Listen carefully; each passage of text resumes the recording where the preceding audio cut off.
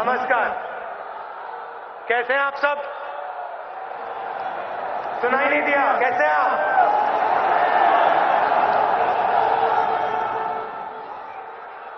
Manmohan Singh ji, mood अच्छा है? अच्छा है। मनमोहन सिंह जी, श्रीमती सोनिया गांधी जी, मोतीलाल वोरा जी, गुलाम नबी आजाद जी, मल्लिकार्जुन खड़गे जी, पीसी चाको जी, अजय माकन जी, स्टीयरिंग कमेटी के हमारे सब मेंबर्स, विदेश से जो फॉरेन डेलीगेट्स आए हैं, AICC members, PCC delegates, frontal organisation के हमारे सब कार्यकर्ता, पार्टी के कार्यकर्ता, मीडिया से हमारे जो दोस्त आए हैं, आप सबका यहां दिल से बहुत बहुत स्वागत। नमस्कार।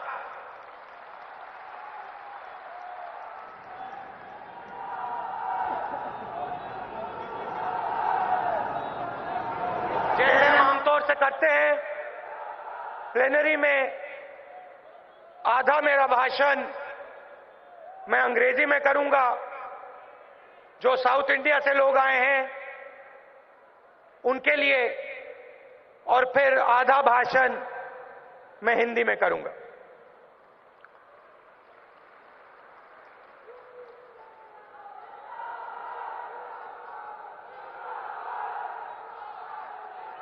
Thousands of years ago, there was a great battle, a huge battle on the fields of Kurukshetra.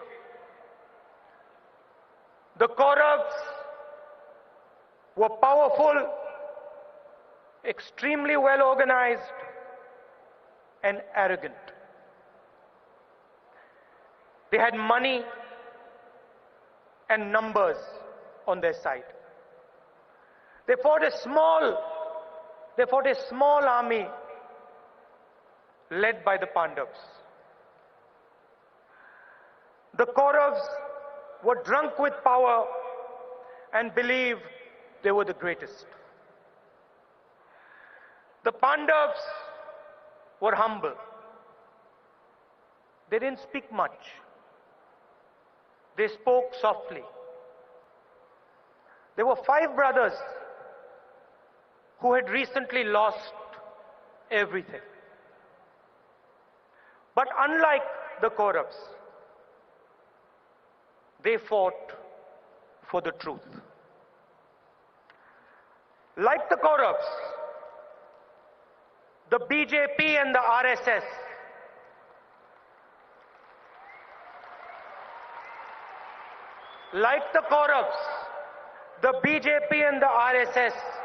are designed to fight for power. Like the Pandavas, the Congress is designed to fight for the truth. The people of this country will accept a lying BJP leadership drunk with power, because they know that is what the BJP is designed for.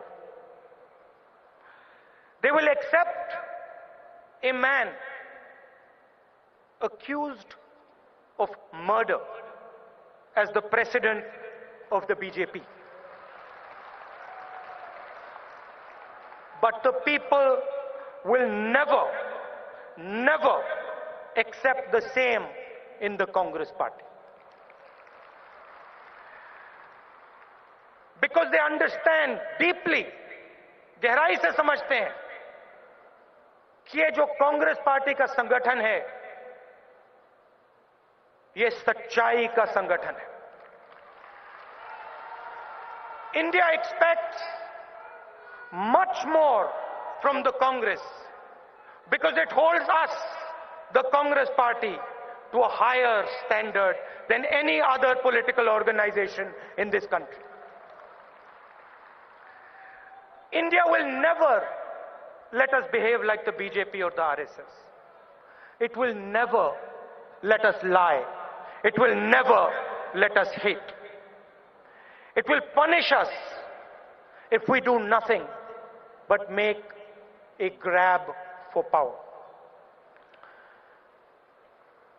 The BJP is the voice of an organization. Friends, the Congress is the voice of a nation. BJP एक संगठन की आवाज है, कांग्रेस एक देश की आवाज है।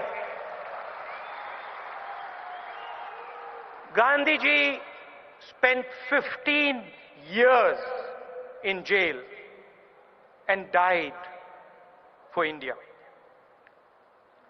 But India must never forget that when our leader was sleeping on the floor in a British jail, their leader, Mr. Savarkar, was writing a letter begging the British for mercy. Millions of Congress workers have given their lives and struggled for this country. 15,000 of our workers died in Punjab alone. Jharkhand ji will attest to that. Every single state in this country has a list of our workers who have died for this country.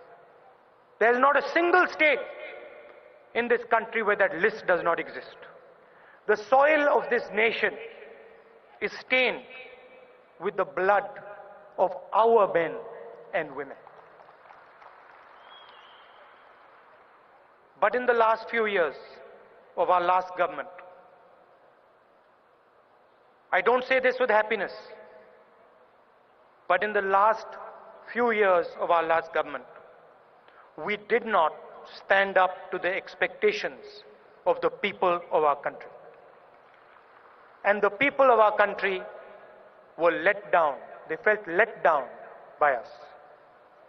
The Mahabharata was a battle for India's future. The question being asked on the blood-stained fields of Kurukshetra was whether India would live a lie or face the truth. And this, my friends, is exactly the same question that is being asked thousands of years later today. Will India live a lie, or will India have the courage to face the truth? Today, the corrupt and powerful completely control the conversation in our country. All one hears is we are the fastest growing economy in the world. जहां भी आप जाएंगे, हमारे media के मित्र कहते हैं हिंदुस्तान सबसे तेजी से आगे जा रहा है. But go anywhere, any of the cities, and ask our youngsters, ask them, what do you do? और मैंने ये सवाल पूछा है, लाखों युवाओं से पूछा है, क्या करते हो? And the answer you will get, the youngster will look down and he will say, nothing. मैं कुछ नहीं करता हूं. एक तरफ फास्टेस्ट ग्रोइंग इकोनॉमी और दूसरी तरफ करोड़ों युवाओं के पास रोजगार नहीं है. ये हिंदुस्तान की सच्चाई है। Go to any market and look at all the fancy products. Turn them around. Turn them around, and behind you will read, Made in China, Made in China, Made in China. China is everywhere. It's in our shops, it's in Doklam, in Nepal, in the Maldives, in Burma, in Pakistan, in Sri Lanka. If you're rich, you can make billions selling Chinese products to our hardworking people. You can steal 33,000 crore rupees from the banks, and the BJP government will protect you. The finance minister will go silent because he and his daughter work for crony capitalists. If you're from the middle class, you can spend your entire life trying to buy these products. And if you're poor, your only choice is to be a contract laborer, a farmer, or an unemployed youngster. You're then destined to live in a new phenomena. You're destined to live in Modi's Maya. An imaginary world of Achhe Din, Swachh Bharat, and 15 lakh rupees in your bank account. You will starve, and they will look at you straight in the eye and tell you, wait for your 15 lakh rupees. They will say to you that the pain in your stomach, the hungry pain in your stomach, is your imagination. Instead of making India face its truth, the Prime Minister diverts our attention. He jumps from one event to another. Surgical strikes to demonetization, Gabbar Singh tax to a fancy yoga parade in front of Parliament. चलो योगा करते हैं।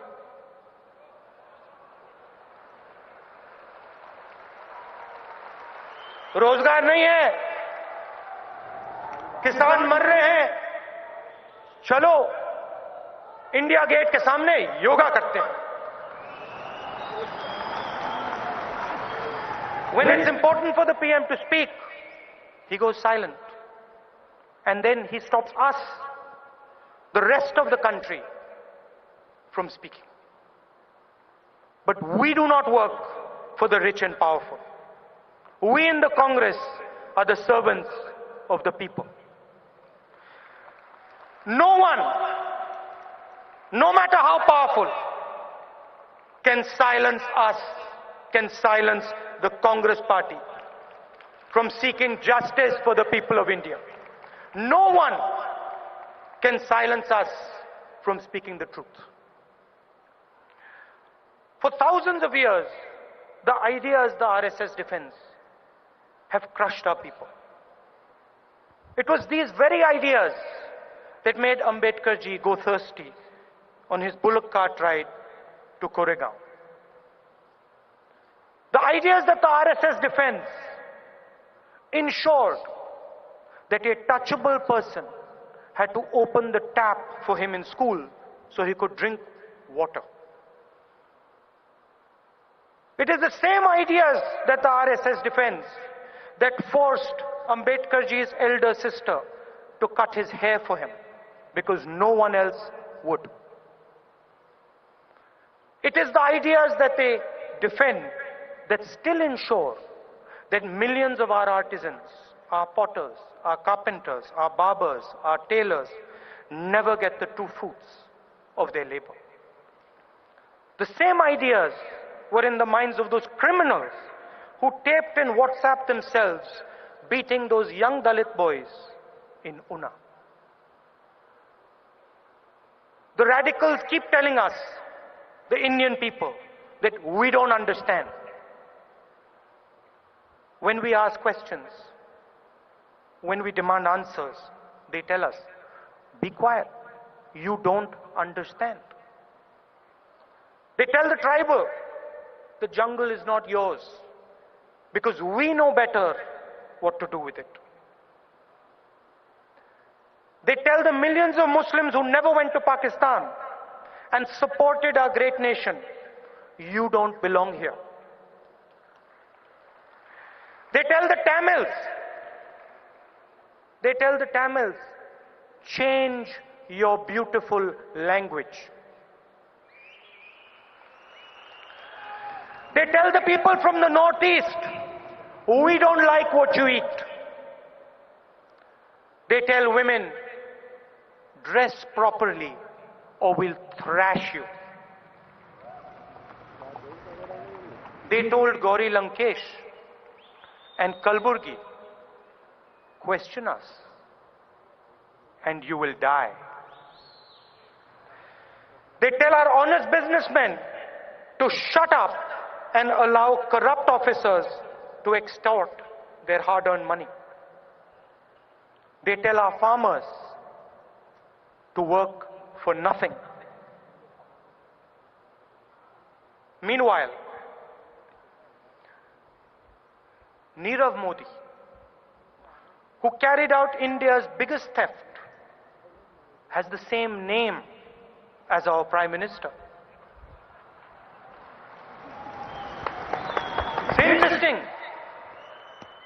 It's an interesting fact. There's more. The most corrupt man in cricket also shares the same name with our Prime Minister.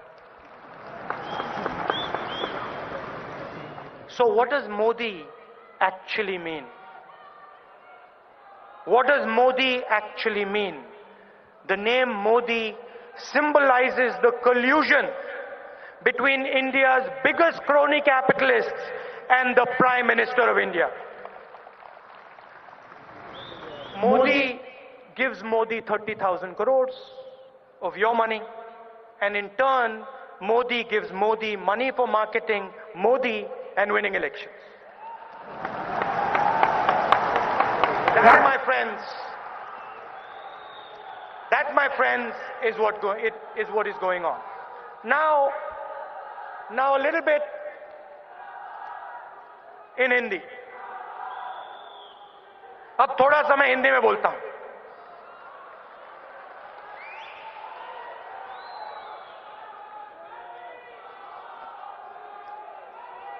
Gujarat का चुनाव हुआ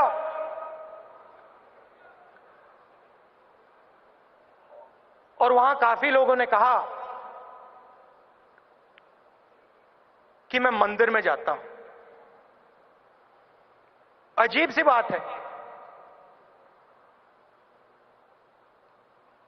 क्योंकि मैं सालों से गुजरात के चुनाव से बहुत पहले से दौरों पे मंदिर में जाता हूं. और मैं सिर्फ मंदिर में नहीं जाता हूं, मैं मस्जिद में, गुरुद्वारे में, चर्च में मैं जाता हूं. मगर राजनीति में जब भी कोई मुझे बुलाता है मैं जाता हूं. राजनीति में सीखने को मिलता है. 10 साल पहले, 15 साल पहले 34 साल की उम्र थी, राजनीति में आया और जैसे बहुत सारे युवा हैं, सीखने को मिलता है. सिंधिया जी बैठे हैं, पायलट जी बैठे हैं, कमलनाथ जी बैठे हैं, जो यूथ कांग्रेस में बहुत एक्सपीरियंस्ड हैं. सीखने को मिलता है.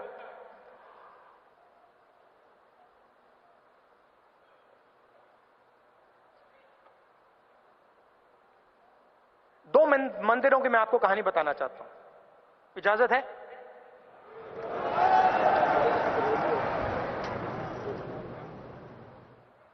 टूअर्स पे। एक कांग्रेस का पुजारी, दूसरा बीजेपी का पुजारी। मतलब फर्क क्या होता है? मैं सीखा इससे, तो मैं आपको भी बताना चाहता हूं।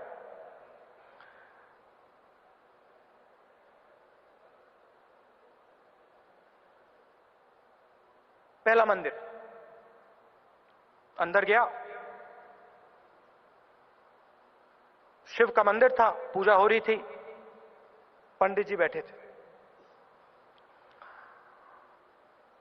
पूजा खत्म हुई, अलग अलग चीजें की। सवाल पूछने की आदत है, तो मैंने पंडित जी से पूछा, करण सिंह जी से भी बहुत पूछता हूं। पंडित जी से मैंने पूछा, गुरुजी ये आप बताइए आपने किया क्या? आपने दूध डाला, पानी डाला, मंत्र पढ़े, आपने किया क्या?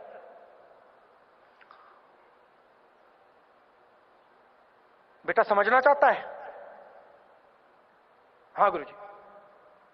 अच्छा ये सिक्योरिटी वाले हैं, इनको परे कर, मैं बताता हूं।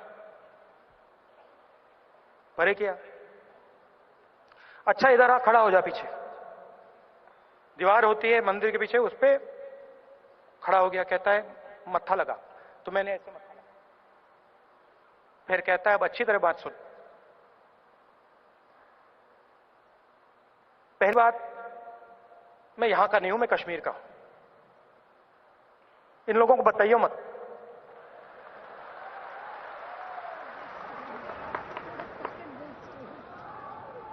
अब सुन, तू भगवान ढूंढ रहा है ना, तुझे भगवान कहीं भी मिल जाएगा। जहां तू देखेगा तुझे दिखेगा। मंदिर में ढूंढना है, मंदिर में मिलेगा, चर्च में मिलेगा, मस्जिद में मिलेगा, गुरुद्वारे में मिलेगा, पेड़ों में मिलेगा, आसमान में मिलेगा। जहां तू देखेगा तुझे मंदिर, तुझे भगवान दिखेगा। ये जो हमने किया, ये हम करते हैं, ये हमें करने दे। मगर तू अगर भगवान ढूंढ रहा है, जहां भी तू देखेगा तुझे दिखेगा। धन्यवाद गुरुजी, बहुत अच्छी बात कही, मैं चला गया। उसी के बाद बिल्कुल वैसी सिचुएशन, दूसरा मंदिर शिव का मंदिर, वही पूजा, वही सवाल, गुरुजी ये आपने क्या किया? बेटा ये मत पूछो। गुरुजी आपने दूध डाला, पानी डाला, इसका मतलब क्या है? बेटा ये मत पूछ। मैं अड़ गया, फिर से पूछा। बाहर निकल गए थे। पंडित जी कहते हैं देखो बेटा, मैंने पूजा कर दी है तेरे लिए, अब तुम प्रधानमंत्री बनने जा रहे हो। सुनो, कहानी खत्म नहीं हुई। अब तुम प्रधानमंत्री बनने जा रहे हो। वो छत देख रहे हो? हां जी गुरुजी। क्या है उस छत पे? सीमेंट है गुरुजी। ऐसे करना, जब तुम प्रधानमंत्री बन जाओगे उस छत पे सोना लगा देना।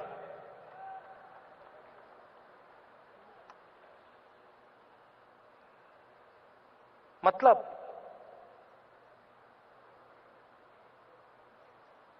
एक व्यक्ति सच्चाई कहता है, हमारा भगवान मंदिर में है, हमारा भगवान पूरी दुनिया में है, मस्जिद में है, चर्च में है, गुरुद्वारे में है, सब जगह है। और हम सच्चाई के सिपाही हैं। बीजेपी की राजनीति में बीजेपी का जो धर्म है वो सिर्फ सत्ता को छीनने के लिए है।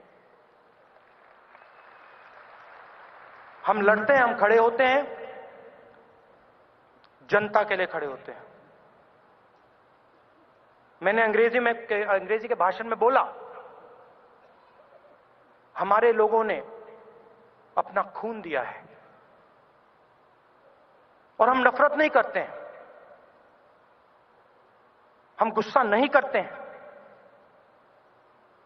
आप हमें मारो, पीटो, हम आपसे नफरत नहीं करेंगे, कर नहीं सकते हैं, हमें मालूम ही नहीं। मगर इस भाषण में आपको और देश को एक बात बताना चाहता हूं। बड़ी बड़ी बातें होती हैं, मगर देश कठिनाई में है। मैं हर प्रदेश में जाता हूं, किसान कहते हैं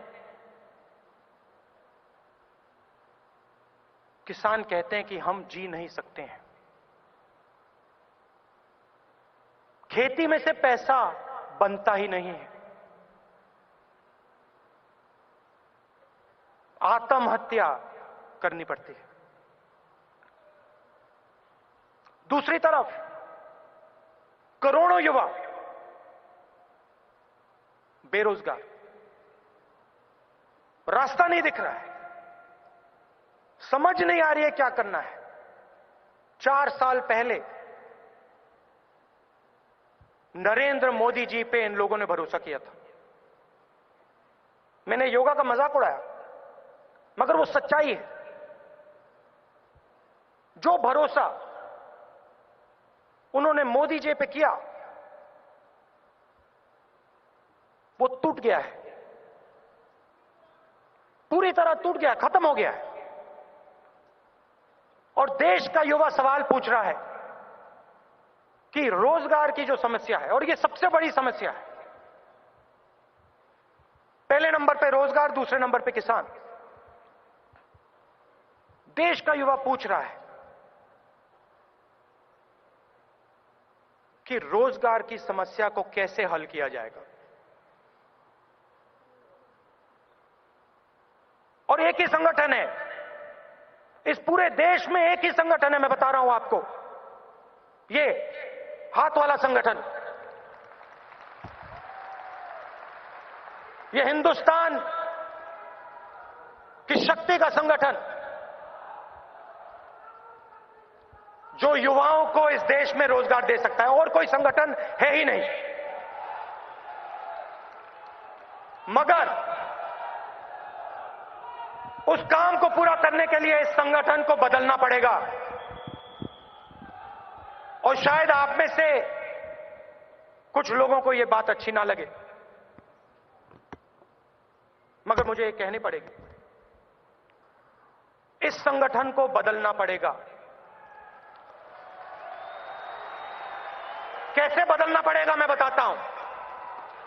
वो जो पीछे हमारे कार्यकर्ता बैठे हैं, उनमें ऊर्जा है, शक्ति है, देश को बदलने की शक्ति है।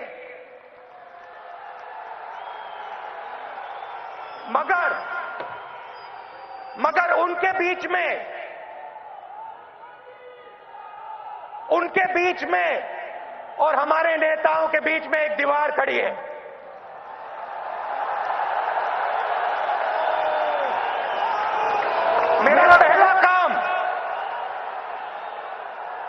मेरा पहला काम उस दीवार को तोड़ने का होगा।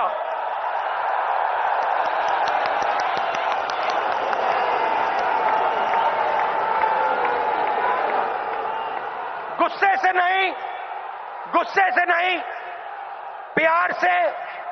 और जो हमारे सीनियर नेता हैं, उनकी इज्जत रखकर, उनसे प्यार कर हम ये दीवार तोड़ेंगे।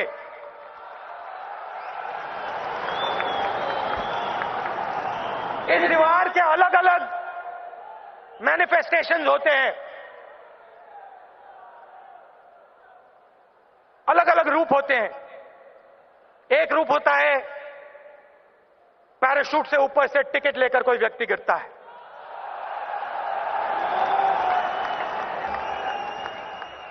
दूसरा रूप होता है 10-15 साल कार्यकर्ता खून पसीना देता है और फिर टिकट से पहले उसको कहा जाता है, भैया तुम कार्यकर्ता हो, तुम्हारे पास पैसा नहीं है, तुम्हें टिकट नहीं मिलेगा।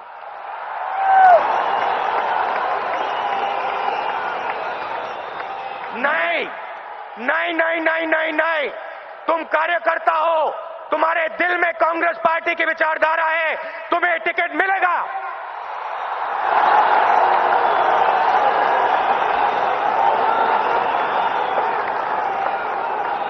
और गुजरात में हमने छोटा सा उदाहरण दिया, बड़ा नहीं, छोटा सा।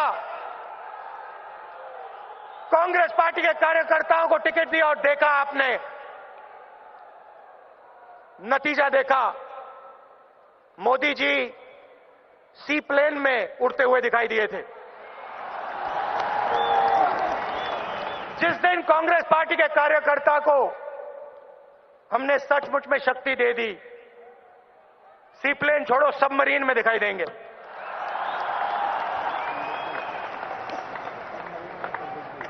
दूसरी दीवार, और शायद ये और भी बड़ी दीवार है, मगर ये जो पहली दीवार है, इसको तोड़े बिना वो दूसरी दीवार नहीं तोड़ी जा सकती। वो दूसरी दीवार है हिंदुस्तान के युवाओं और राजनीतिक सिस्टम के बीच में दीवार। आज युवा देखता है,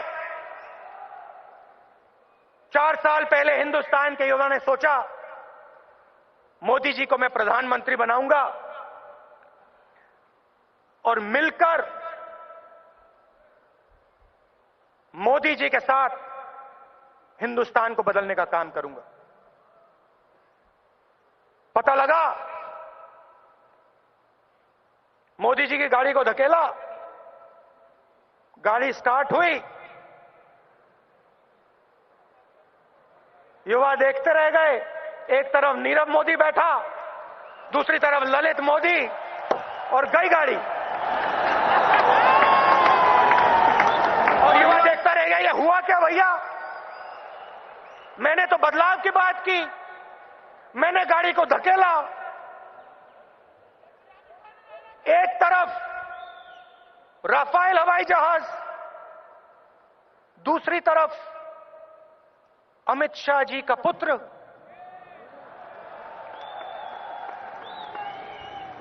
और मोदी जी हाई स्पीड गाड़ी में फटाक से गए अमेरिका।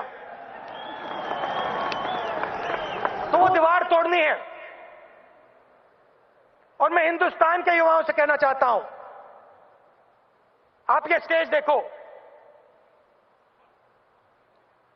बाकी सब राजनीतिक संगठनों की ऐसी मीटिंग आप देख लो, आपको किसी भी मीटिंग में ऐसा खाली स्टेज नहीं दिखाई देगा। हिंदुस्तान के युवाओं जो कांग्रेस पार्टी में हैं और बाहर हैं, ये स्टेज आपके लिए मैंने खाली किया है।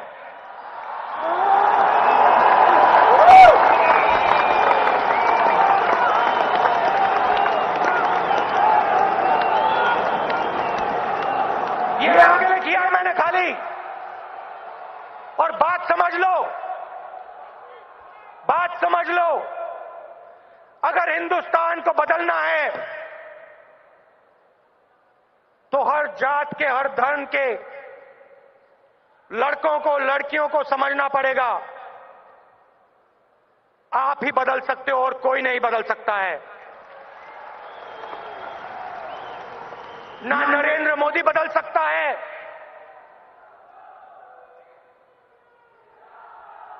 आपके बिना, आपकी शक्ति के बिना इस देश को बदला नहीं जा सकता है। सीधी सी बात है। और इसलिए मैंने ये स्टेज आपके लिए खाली किया है। और इसके बाद और सुनिए,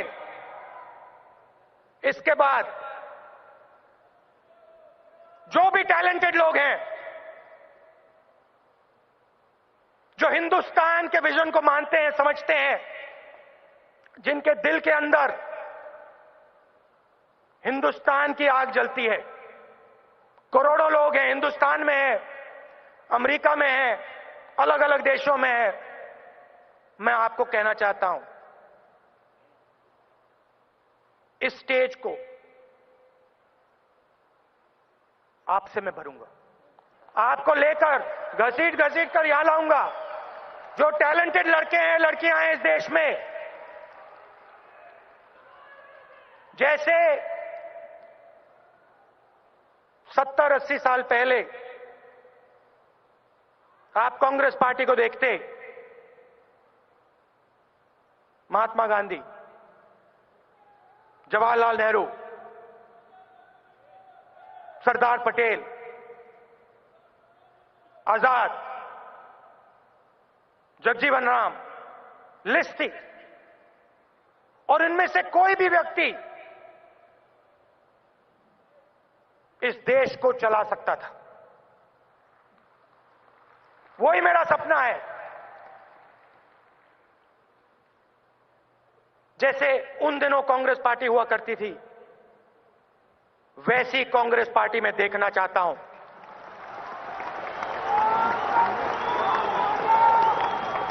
सीनियर नेता हैं, आपकी जगह है। कांग्रेस पार्टी में युवा हैं, आपकी जगह है। और कांग्रेस पार्टी के बाहर करोड़ों युवा हैं, आपकी भी जगह है। मिलकर क्या करना है मैं आपको बता देता हूं, और कैसे करेंगे। 2-3 चीजें हैं। दुनिया में आज 2 विजन दिखाई दे रहे हैं। एक अमेरिका का विजन, एक चाइना का विजन। मैं चाहता हूं 10 साल के अंदर बीच में एक इंडिया का विजन भी दिखाई दे जाए, कि पूरी दुनिया के है, हां भैया ये तरीका है, ये तरीका है, मगर सबसे अच्छा तरीका ये तरीका है, बीच वाला, भाईचारे का, अहिंसा का, प्यार का। करने के लिए युवाओं को रोजगार। सीधी सी बात है, चाइना के साथ कंपटीशन है। 30,000 24 घंटे में रोजगार देते हैं।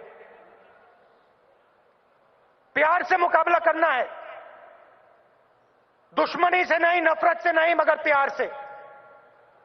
रोजगार कैसे आएगा? हर डिस्ट्रिक्ट में कोई ना कोई चीज बनती है। यूपी को देख लीजिए, कानपुर, मिर्जापुर, मुरादाबाद, लखनऊ, कोई भी डिस्ट्रिक्ट देख लीजिए, शिवकाशी, शिवकाशी। स्किल्स की हिंदुस्तान में कोई कमी नहीं है, इंटेलिजेंस की हिंदुस्तान में कोई कमी नहीं है, ऊर्जा की हिंदुस्तान में कोई कमी नहीं है। कमी एक है, जिसके पास स्किल्स हैं, जिसके पास ऊर्जा है, उसके पास बैंक लोन नहीं है, उसके पास टेक्नोलॉजी नहीं है। तो जो हमारा स्किल्स का ढांचा है, हर डिस्ट्रिक्ट में हम उसको बैंक के पैसे से और टेक्नोलॉजी से जोड़ने का काम करेंगे। दूसरी बात, आज किसान अनाज उगाता है, सब्जी उगाता है, ज्यादा से ज्यादा खराब हो जाता है। यूपी के सड़कों पे आलू दिखाई देते हैं, किसान फेंक देते हैं, इसको हम बेच नहीं सकते। पूरे देश में कांग्रेस पार्टी फूड पार्क्स का नेटवर्क लगाएगी, बिछाएगी, फैलाएगी। हर डिस्ट्रिक्ट में किसान अपना अनाज, अपनी सब्जी, अपना फल डायरेक्टली सीधा फूड प्रोसेसिंग फैक्ट्री में जाके बेचेगा। और एक और आश्वासन मैं हिंदुस्तान के किसान को देना चाहता हूं यहां से,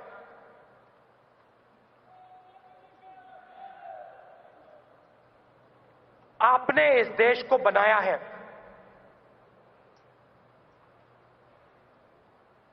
टेक्नोलॉजी से पहले बड़े बड़े उद्योगों से पहले आपके खून पसीने ने इस देश को बनाया है। और यह देश उस बात को कभी नहीं भूलने वाला है। हमारी सरकार आएगी,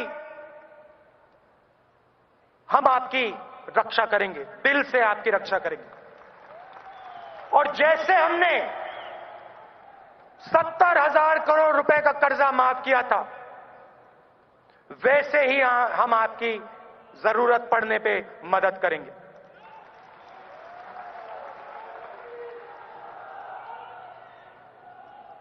कांग्रेस पार्टी सबकी पार्टी है, और अगर रोजगार की जरूरत है और किसानों को रक्षा की जरूरत है, तो तीसरा सबसे बड़ा काम शिक्षा का है। आज व्यापम स्कैम को पूरे हिंदुस्तान में फैलाया जा रहा है। दिल्ली में युवा धरना दे रहे हैं, क्वेश्चन पेपर बिकता है और एक नई जात बन रही है। वे लोग जो क्वेश्चन पेपर को खरीदकर एग्जाम पास करते हैं, और यह पूरे देश में आस्ते आस्ते फैल रहा है। शिक्षा सिर्फ एलीट क्लास की नहीं होती। शिक्षा का हक हर युवा का हक है, हर जात का, हर धर्म का हक है। आजकल आईआईटी है, आईआईएम है, मगर बहुत कम है। कांग्रेस पार्टी की सरकार आएगी तो हायर एजुकेशन का जो सिस्टम है, उसको हम देश के कोने कोने में फैला देंगे, और लाखों करोड़ लोगों को जिस प्रकार की शिक्षा आईआईटी में और आईआईएम में मिलती है, वैसी शिक्षा देने की कोशिश कांग्रेस पार्टी करके दिखाएगी।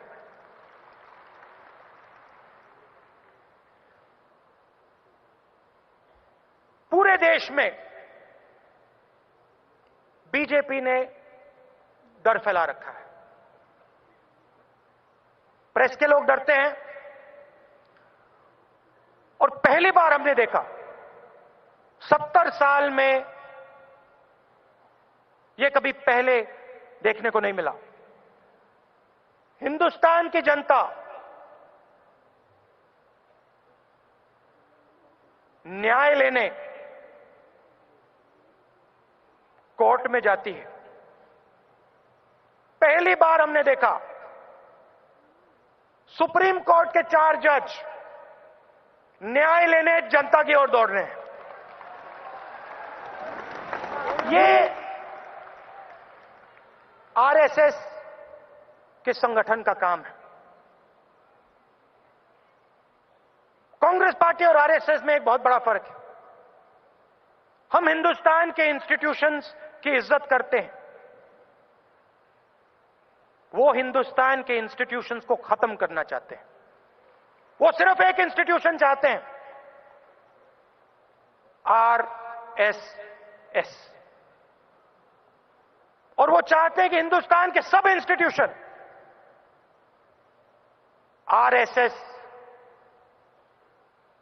के नीचे काम करें, चाहे वो जुडिशरी हो, चाहे वो पार्लियामेंट हो, पुलिस हो, कोई भी इंस्टीट्यूशन हो। और सच्ची लड़ाई ये लड़ाई है। हम हमारे इंस्टीट्यूशंस की रक्षा करेंगे। हम पीछे नहीं हटेंगे। प्रेस वाले हमारे बारे में भी, कांग्रेस पार्टी के बारे में भी खराब लिखते हैं, कभी कभी गलत भी लिखते हैं, मगर मैं स्टेज से आपको आश्वासन देना चाहता हूं, हम आपकी रक्षा करेंगे। आप जितना भी खराब लिखना चाहते हो हमारे बारे में लिखो, मगर कांग्रेस पार्टी का ये जो हाथ है ये आपकी रक्षा करेगा। जब आरएसएस आपको मारेगी, दबाएगी, काटेगी, ये हाथ आपकी रक्षा करेगा, ये लोग आपकी रक्षा करेंगे।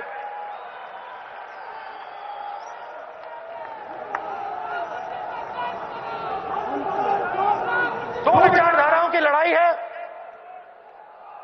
दो विचारधाराओं की लड़ाई है, और हमारी विचारधारा चुनाव में जीतने जा रही है। आपने देखा होगा एक के बाद एक बीजेपी चुनाव हार रही। मोदी जी के चेहरे में चेंज देखा होगा आपने, थोड़ा सा सूट गायब हो गया, अब सूट नहीं पहनते और सोच रहे हैं कि शायद गुजरात में निकल गए, शायद 2019 में नहीं निकल पाएंगे, फंस जाएंगे। तो कांग्रेस पार्टी को लड़ना है बिना डरे, किसी से नहीं डरना आपको। गांधी जी का संगठन है, शेरों का संगठन है ये।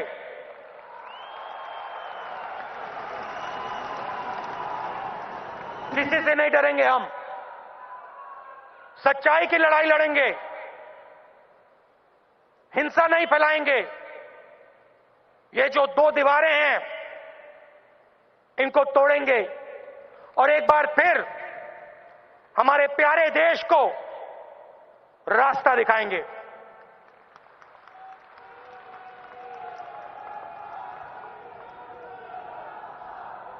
आपने, जैसे मैंने कहा, 15 साल से मैं राजनीति में हूं, आसान नहीं है।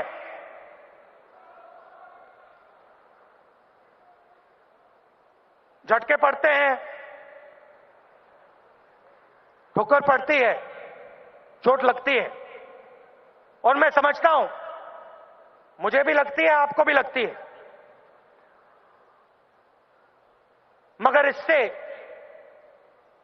हम सीखते हैं, समझते हैं, और जब हमें ठोकरें लगती है, दर्द होता है, चोट लगती है, तो जो हिंदुस्तान की आत्मा है, हिंदुस्तान की जो आवाज है, उसके हम पास जाते हैं, जाना पड़ता है। तो आस्ते आस्ते राजनीति ही हमें सिखाती है। गलतियां भी होती हैं, सब करते हैं, मैं करता हूं, आप करते हैं, मगर आरएसएस और बीजेपी में हम में एक फर्क है। हम मान लेते हैं, हम कहते हैं हां हमने गलती की, फिर से नहीं करेंगे। वो मानते नहीं हैं, वो सुनते नहीं। डिमोनेटाइजेशन करेंगे, पूरी दुनिया कह दे गलती की, मोदी जी आंसू बह देंगे, मगर ये नहीं मानेंगे कि गलती की। मैं आपको बताता हूं, मनमोहन सिंह जी बैठे हैं, हमारे सीनियर नेता बैठे हैं, एंटनी जी बैठे हैं।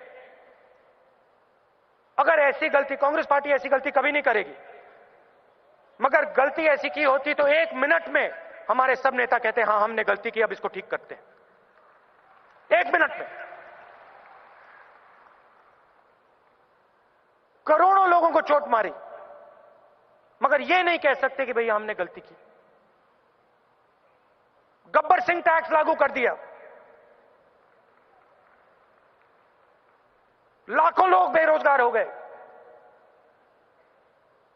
कुछ ही दिन पहले प्रेस में आया कि हिंदुस्तान का जीएसटी सबसे ऊंचा है दुनिया में। सिर्फ 3 देश हैं, पाकिस्तान, सूडान और हिंदुस्तान। इंप्लीमेंटेशन बर्बाद कर दिया, मगर मोदी जी एक बार भी ये नहीं कह सकते हैं कि हां छोटी सी गलती हो गई। आगे भी कांग्रेस पार्टी बहुत बड़े काम करेगी, अच्छे काम करेगी, देश को आगे ले जाएगी, मगर हम इंसान हैं, हमसे गलती होती है। वो सोचते हैं कि वो इंसान नहीं है, कुछ और है।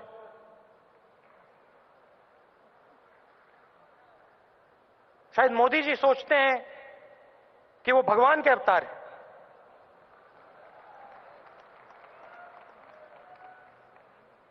तो अब आप सब मिलकर एक साथ खड़े होकर झगड़ा करना है चुनाव के बाद। प्लीज, थोड़ा सा होता है, मगर अब अगले 6-7 महीने के लिए थोड़ी कड़ी डिसिप्लिन चलेगी, थोड़े झटके लगेंगे।